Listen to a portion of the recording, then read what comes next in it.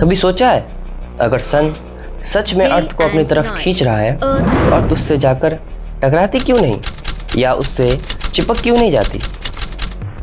इसी बात को आज हम इस वीडियो में जानेंगे। तो सबसे पहले हम लोग बात करते हैं न्यूटन की।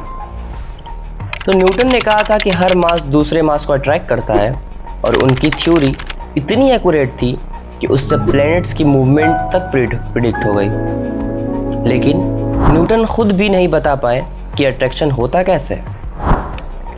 और न्यूटन उस वक्त तक इतने पॉपुलर हो गए थे कि लोगों ने उनकी बात को सच मान लिया था और न्यूटन से किसी ने कुछ ज़्यादा जानने की कोशिश नहीं की।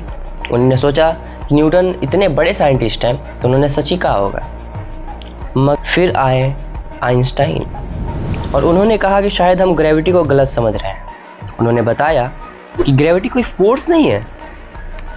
सोचो, एक रबर शीट तनी हुई है, उस पर एक हैवी बॉल रख दो, शीट क्या होगी? झुक जाएगी।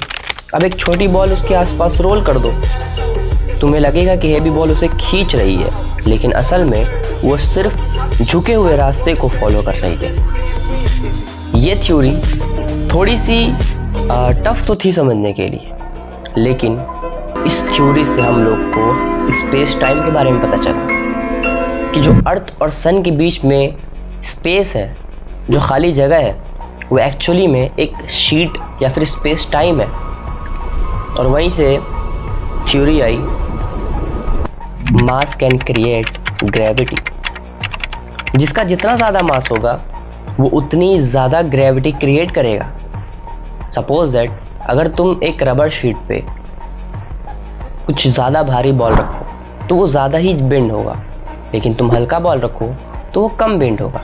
और जितना कम बेंड होगा वो अपनी तरफ चीज़ों को उतना कम खींचेगा।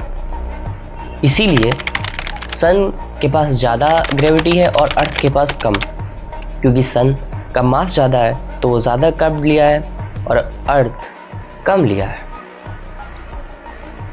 इसी टाइप की और भी वीडियो देखने के लिए एक बार ज़रूर सब्सक्राइब कर लेना।